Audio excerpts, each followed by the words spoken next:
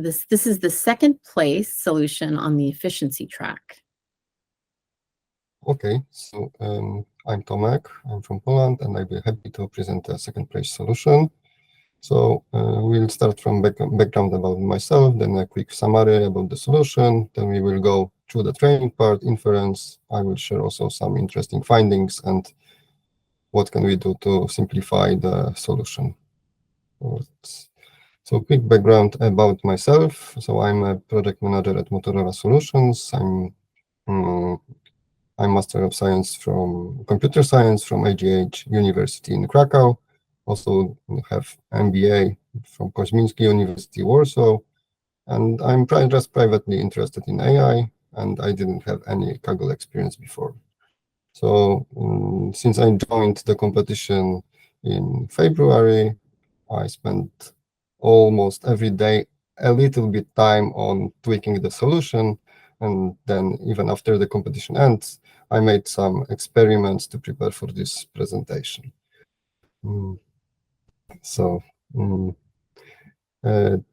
Summary of my solution is that I got second place on the private score. I was first on the public leaderboard, but I noticed a huge drop. I approached this as a token classification tasks like most of the people did, also used the Berta architecture, but for the efficiency solution, I based this on the X small models and used just PyTorch and some popular libraries like transformers. And to train my model, it took around 6.5 hours, and the prediction time was around 9 minutes. And we can go through the training and inference part. So starting for the training part, my training produces two models. First model is the two hidden layers based on the Berta X small. And the second one is just based on the Berta X small without architecture modifications.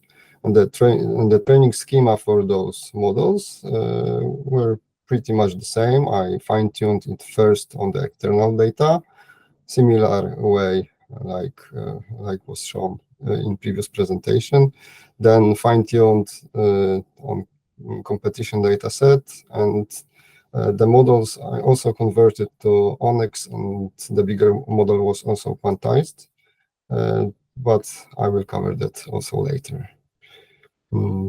So let's go next. So this two-phase training approach, so my intuition was that although the generated answers help to train the better models, especially for the rare classes, their style differs, so it would be beneficial to fine-tune on the competition data.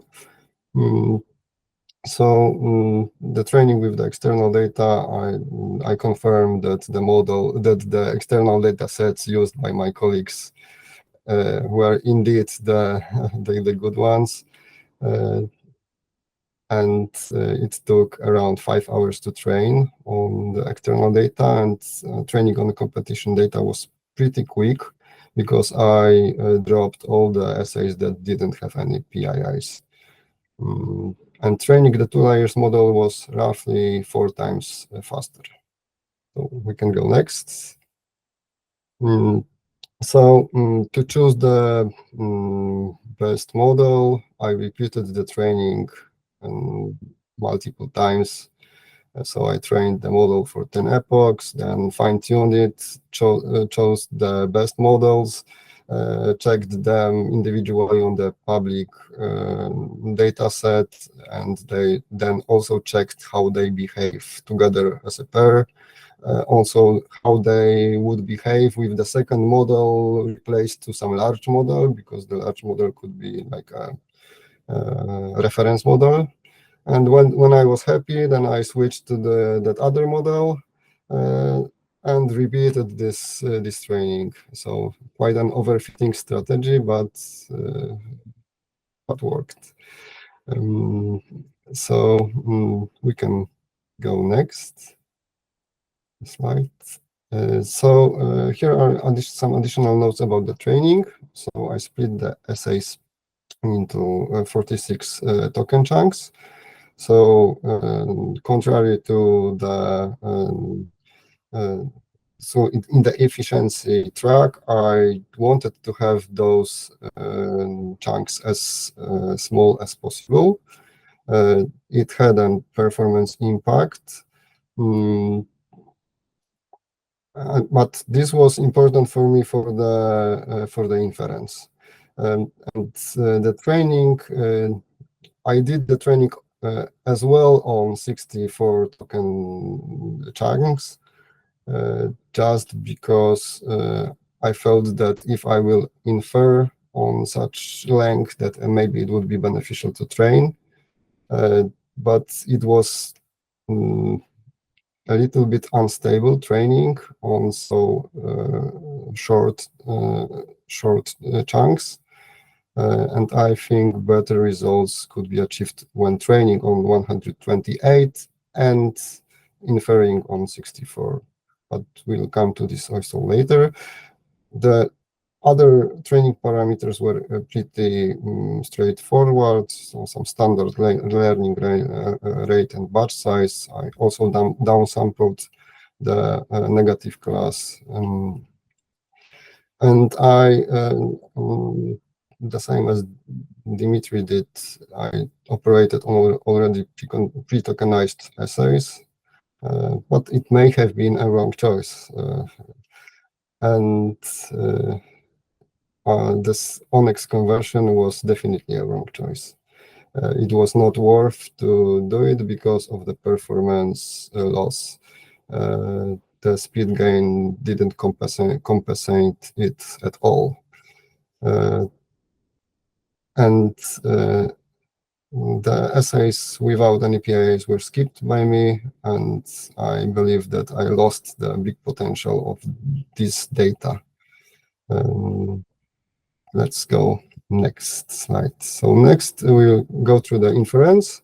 Here you can see how the simplified diagram, how the inference looks like.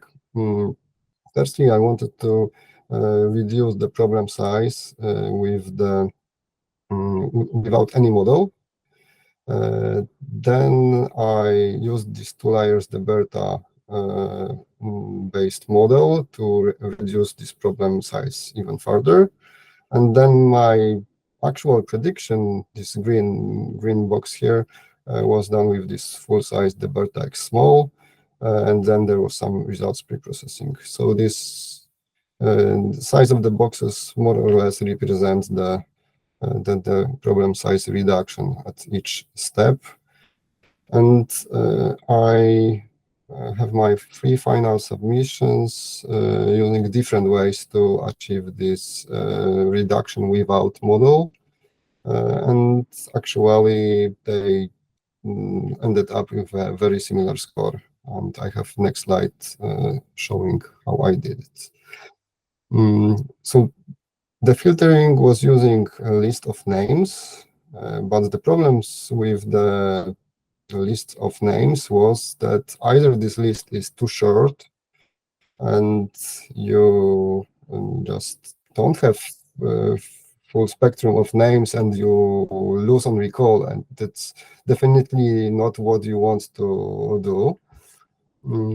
And on the other hand, if you find a list of names that is bigger, then you start to have some problems like that rare names are overlapping with some common English words, or foreign names are overlapping with. And so here's the example, like king or queen. So for example, queen is a very rare name which comes from Old British origin.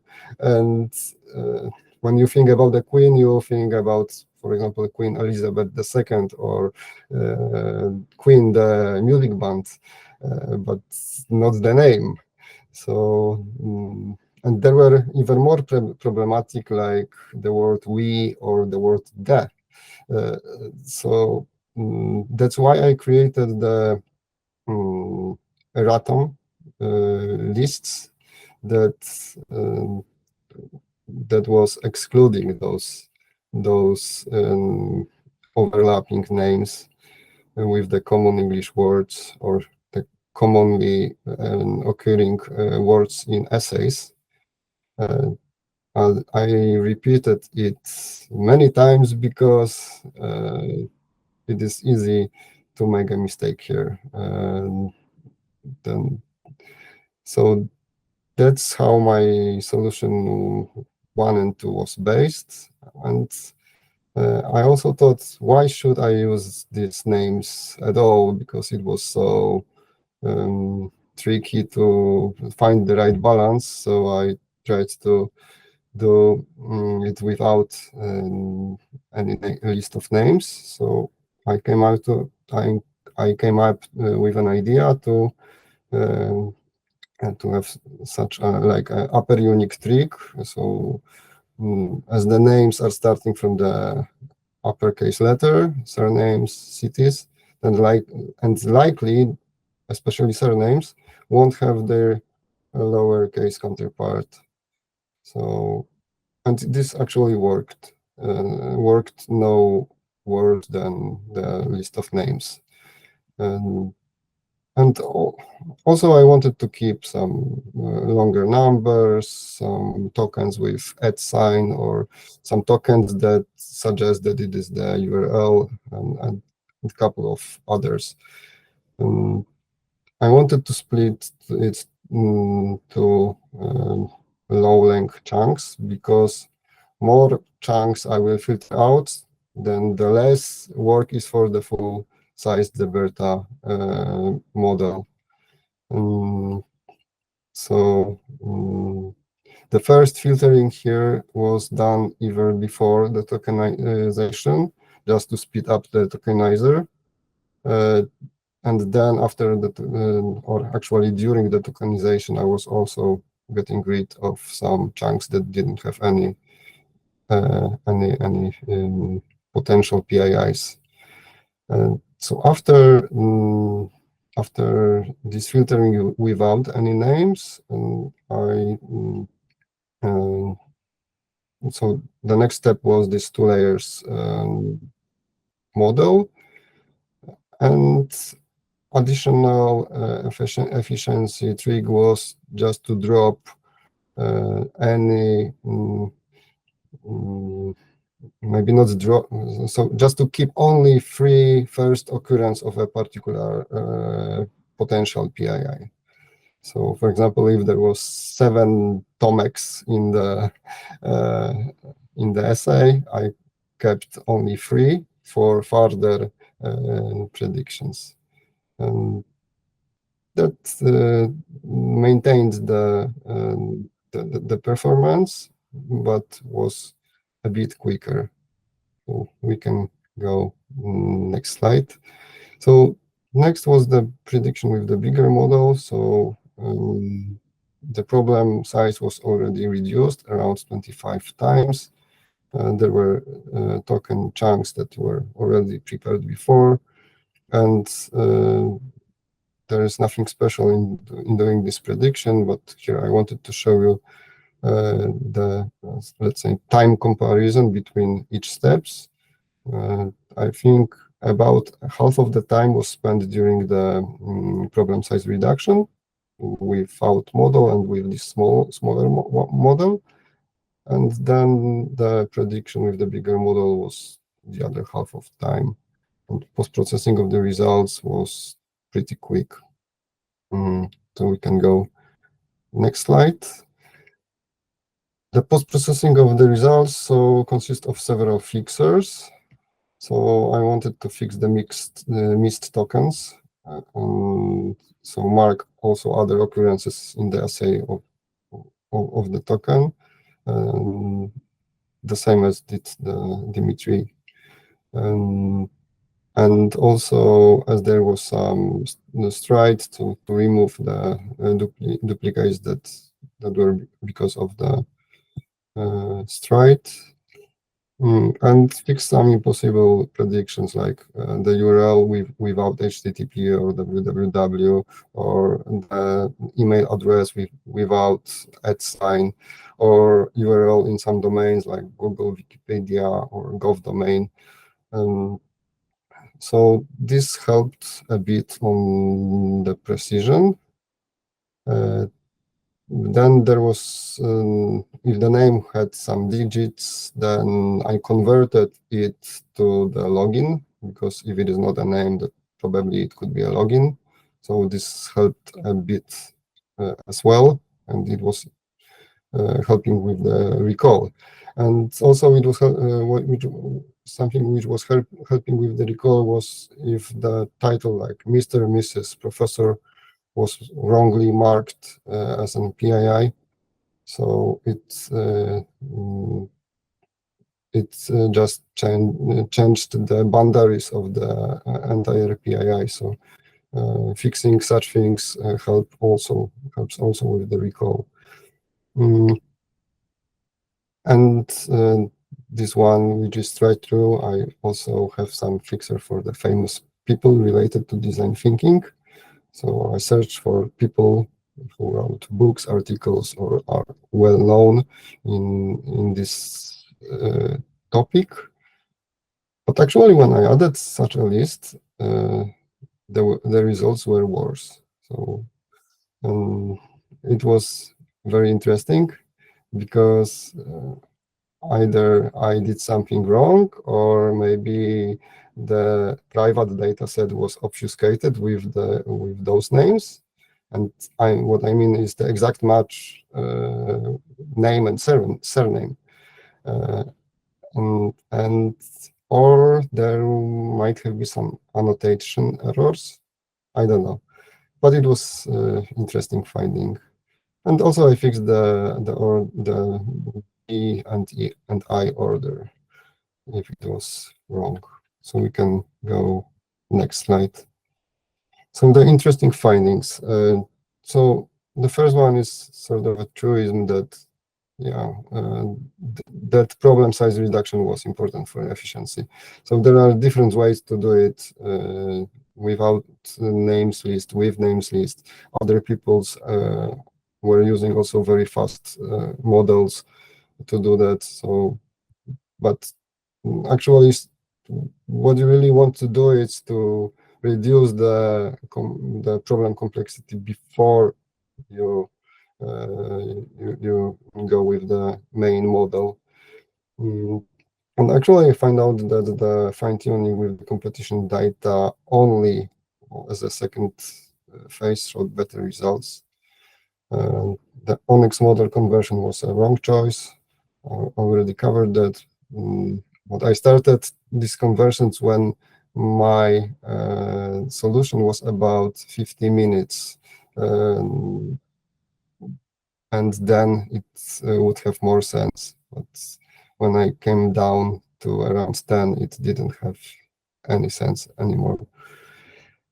And what was interesting is that the strong models can be found without any sophisticated training strategy. Just take the best F5, and that would be it. And also interesting was that if you use competition data only, you can get a really good solution too. I mean, top 3 solution, maybe even second place for the efficiency track. And I noticed a big drop between public and private score. Yeah, but one of the reasons can be this little bit overfitting strategy, but I feel that it doesn't answer this question why. Yeah, and these famous designers, which I already covered. So we can go next slide. So here's a table which compares different solutions. So in the rows, I have those 3 different types of solutions. 2 first rows are using different named lists to reduce the problem size. The third row is not using any names list at all. And my 3 final submissions are marked bold. And what we can see on the left column, that the designer's post-processing gives worse results. Then when you compare the ONNX and non-ONNX, then you could see that there is a big drop when you convert to the ONNX. And I also noticed that my older model, which I fine-tuned back in February, was better. And here you can also see that the, let's say, single-phase training, I mean training when you mix the competition data with external data, produced worse results. And the last column shows that without hundreds of tries, you can also get some strong score that is easy to reproduce. Just here, 6 epochs training for the on the external data, 2 epochs on the competition data, and pretty nice results. We could go to the next slide. So here's the slide about the competition data only. So the score of 0.93 can be achieved just by training for 3 epochs on the external and 3 epochs on the smaller models and 3 epochs on the larger model. So this training can be achieved within 10 minutes. So that's how it looks like. We could go next slide. So now quickly about the simplifications that are possible. Honestly, I don't think that they are worth to be applied to the production code. But you can see some overview what can be done. For example, using 2 layers model can reduce the time, and you can have the 0.91 score. You can use the 3 layers or 4 layers, which will increase the F5, but also increase a bit the time. But I don't know why would you want to do it, because, for example, the third place Devin's solution in the efficiency track had 0.92 in 3 minutes. So that's probably not worth. Training with competition data only, yeah, so that was already covered, as well as single-phase training. And last thing was, you could potentially simplify or clean up the code from all the efficiency trick, which will end up with much cleaner code, which will be still running in around 15 minutes with a similar score.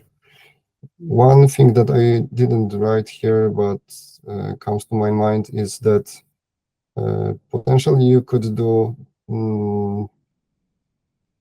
the other thing. I mean, adding bigger models to this inference pipeline. So you could still have a solution that could run on the CPU, but could have even bigger, stronger score. So, and that, I think that would be it. Thank you. And if you have any questions, please feel free to ask.